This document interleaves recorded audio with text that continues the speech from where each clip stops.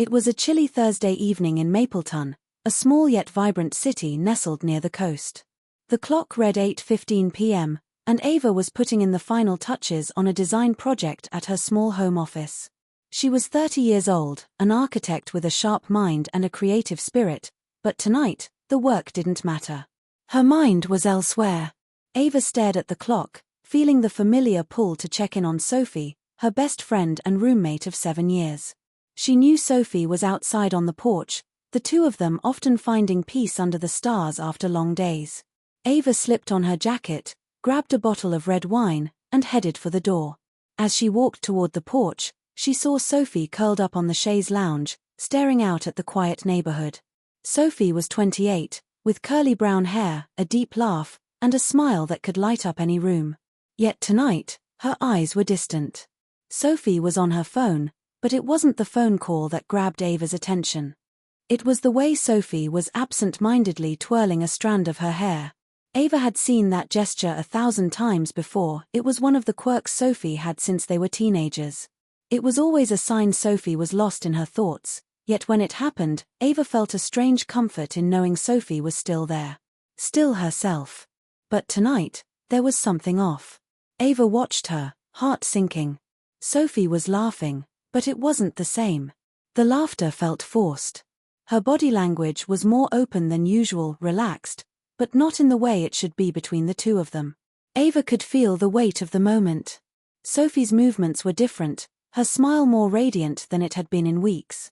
Her tone seemed lighter, and Ava couldn't help but notice the warmth in her eyes, the way she always looked at someone she cared deeply for. But it wasn't for Ava. Ava stood frozen at the doorway, her chest tightening. She wasn't just hearing Sophie laugh and chat with someone, it was obvious now. Sophie was flirting. Flirting in a way that Ava knew too well, but it wasn't meant for her. The realization hit like a slap to the face. Sophie, the person Ava had trusted, loved, and spent the last 7 years with, was having an affair. And not just any affair, it felt like something far more dangerous. She didn't know how long she stood there, rooted to the spot, watching her best friend as she laughed, her body glowing in the dim light of the backyard fire pit. Ava thought she knew Sophie inside and out, but what she was seeing now felt like a stranger in her place. Before Ava could even process everything, the phone call ended. Sophie paused for a moment, a soft, dreamy smile lingering on her lips. Ava quickly turned away, unsure of what to do next. Inside, she moved to the kitchen, opening the wine bottle with shaky hands. Sophie soon followed, a glass of water in hand, her cheeks flushed from the cool evening air. "How's the project going?" Sophie asked, her tone casual but with an edge of sweetness. "It's fine," Ava replied, trying to sound nonchalant. She wasn't ready to confront her. "Not yet." Sophie raised an eyebrow. "Didn't you want to join me outside?" she asked, her voice more playful now, as if she hadn't just been caught in a web of her own lies. "I was busy," Ava said, her voice flat. Sophie's lips curled up into a smile, but it didn't reach her eyes. "Oh, come on. You're not too busy for me," she teased. Ava's pulse quickened. "I didn't want to interrupt you," she said, forcing herself to stay calm. Sophie didn't push further, but Ava could feel the distance between them growing. It was the first time in years that Sophie hadn't noticed the subtle shift in their relationship. Ava could feel it, though the space between them felt vast, heavier than any moment in their friendship. For the next few hours, they moved through the evening in silence, the tension hanging in the air. Sophie chatted about the weekend, suggesting they host a small dinner party with friends. Ava gave one-word answers, her mind racing with 1,000 thoughts. She wasn't listening to Sophie anymore, she was trying to process the truth she had just uncovered. "Are you okay?" Sophie asked suddenly, her tone sharp as she caught Ava's distant gaze. Ava froze. "Nothing's wrong," she said quickly, but Sophie wasn't convinced. "You're acting different," Sophie remarked. "Did I do something?" Ava swallowed hard, shaking her head. "No," she said firmly. "I just have a lot on my mind." Sophie was quiet for a moment, studying her. "We could talk about it, if you want," she offered softly, her voice tinged with concern. Ava took a deep breath. "Not tonight, Sophie." The night stretched on, the tension unbearable. Sophie eventually excused herself, heading upstairs, but Ava couldn't follow. Not after what she'd just witnessed. The next morning, Ava woke early. She was no longer sure of anything. Was this just her imagination running wild, or had she really seen the truth? She couldn't let it go, so she decided to find out.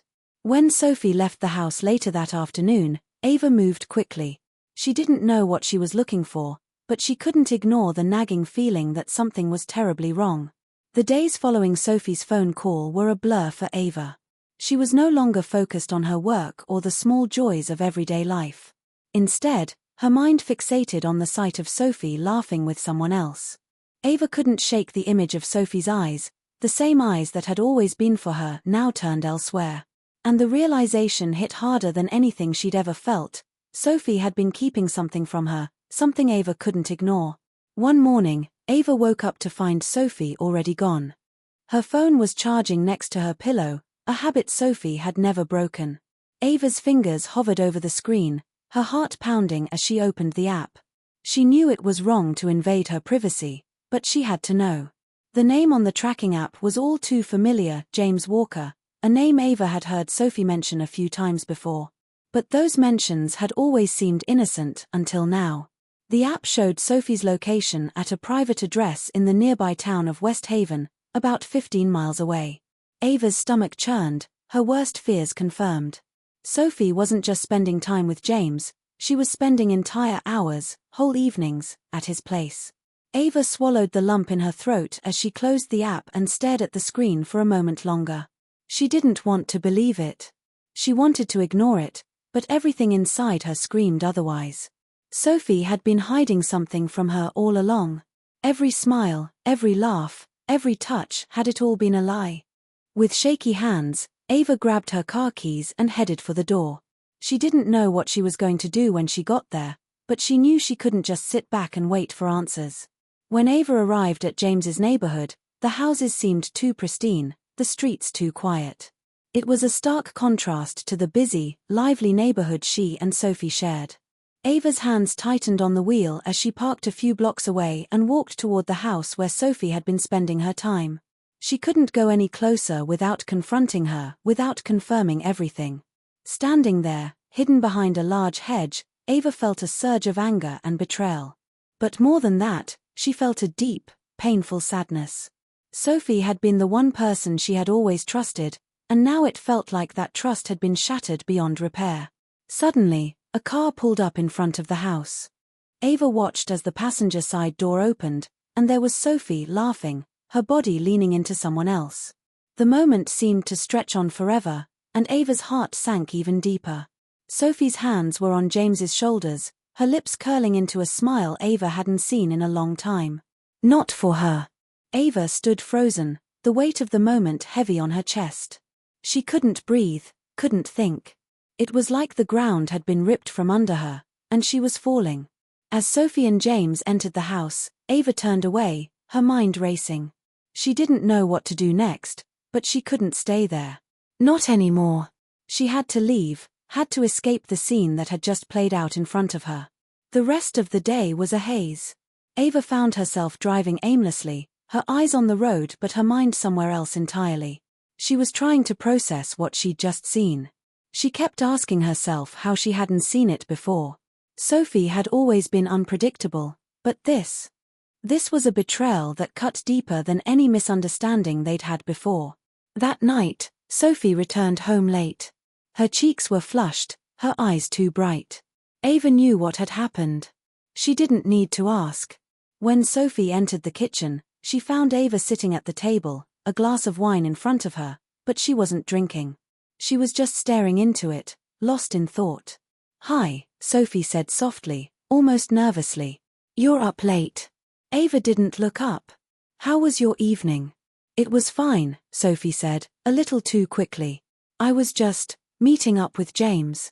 We're planning something for the weekend." Ava's jaw clenched. "I see." Sophie hesitated for a moment before sitting down. "Ava, what's going on? You've been acting strange lately. Is something wrong?" Ava took a deep breath, her eyes finally meeting Sophie's. "I know what's going on," Sophie. Sophie's eyes widened. What do you mean? You think I haven't noticed? Ava's voice was calm but laced with anger. I've seen how you look at him. How you laugh, how you touch him. You've been lying to me. Sophie's face paled. Ava, no. It's not what you think. No, it is exactly what I think. Ava stood up, the wine glass still in her hand. You've been spending your time with him, haven't you? Behind my back. And I let it go, thinking maybe I was overreacting, but I was wrong.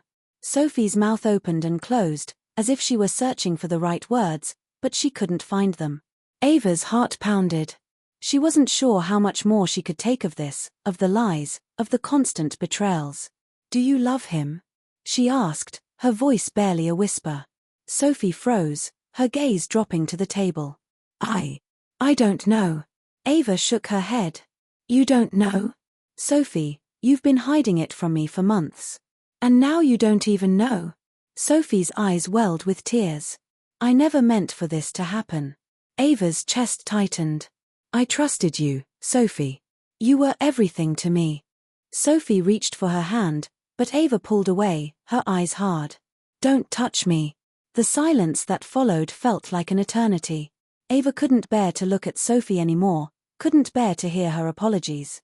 There was nothing Sophie could say that would undo the damage she'd done. Ava turned and walked away. She didn't know what the future held, but she knew she couldn't stay in this house. Not anymore. Ava spent the following days in a haze, barely eating, barely sleeping. The house that had once felt like home now felt like a prison. Every corner, every piece of furniture, every room held memories of the life she and Sophie had built together, memories that now seemed so distant, so foreign. Ava couldn't stop replaying their conversations, their laughter, the quiet nights when they'd simply been content to exist together. Now it all felt like a lie. Sophie tried to talk to her, but Ava couldn't bear to hear her excuses, her apologies. She had heard it all before, how Sophie never meant to hurt her, how she was confused, how she never expected things to get this complicated. Ava had always been the patient one, the one who believed in second chances, but this time, something had snapped inside her. The trust that had held them together was gone, and it wasn't coming back. One evening, Sophie came home early. Her face was pale, her eyes swollen from crying. She stood in the doorway of the kitchen, unsure of how to begin. Ava was sitting at the table, absent-mindedly flipping through a magazine, but she didn't look up. She didn't need to look at Sophie to know what she would say. Ava, Sophie said softly, her voice trembling. Can we talk? Ava didn't answer. She just kept flipping through the pages, the sound of the magazine crinkling filling the silence between them. Sophie took a step closer. I'm sorry. I know I've hurt you, and I can't take that back. But please know that I never wanted to destroy us. Ava's hand clenched around the edge of the table, her knuckles white. She couldn't speak, couldn't look at Sophie without her anger boiling over. You had a choice, Sophie, she finally said, her voice tight. You had a choice every time you decided to lie to me, every time you went to him. You chose him, not me. Sophie's breath hitched, and she sank into a chair across from Ava, her eyes pleading. I didn't mean for it to happen like this. James, he's not you. But when you weren't around, when we were drifting apart, I didn't know what else to do. I just wanted someone to see me, to listen. Ava's heart shattered. She wanted to scream, to throw everything across the room, but instead, she just sat there, numb. Is that what you really want, Sophie? Someone to listen to you? Because I've been here all along, haven't I? I've been here, loving you, supporting you. But you chose him. Sophie's voice cracked. Ava, please. I made a mistake. I never meant to hurt you. I know you didn't, Sophie. But it doesn't change the fact that you did. Ava finally stood, her legs shaky as she walked toward the door. I can't do this anymore. I need space. I need time to figure things out. Sophie stood up, desperation in her eyes. Ava, please. Don't leave. We can fix this. I swear we can. Ava shook her head. No, Sophie. There's no fixing this. You broke something that can't be mended. I'm done. She walked out of the room, and Sophie collapsed onto the couch, her body racked with sobs. Ava could hear her cries as she walked down the hallway, but she didn't turn back. She couldn't. The next morning, Ava packed her things. She didn't know where she was going, didn't know what her next step would be. But she knew she couldn't stay in the house they had shared. Not anymore. Not after everything that had happened. As she stood in the doorway, ready to leave, Sophie appeared behind her. Her eyes were swollen, her face pale and drawn. She didn't speak, she just looked at Ava, silently pleading for her to stay. Ava's heart wrenched as she looked at her. She wanted to stay, to forgive, to believe that things could be fixed. But the damage was too deep. She couldn't stay in a place that no longer felt like home. Not with the woman who had betrayed her. "I'm sorry, Sophie," Ava said softly. "But I have to go." Sophie reached out, her hand trembling. "Ava, don't go. I love you." Ava didn't respond. She simply turned and walked out the door, leaving Sophie standing there, crying in the empty house. As Ava drove away, she felt a strange sense of relief mixed with an overwhelming sadness. She didn't know what the future held, but she knew one thing for sure: she would never let herself be someone's second choice again.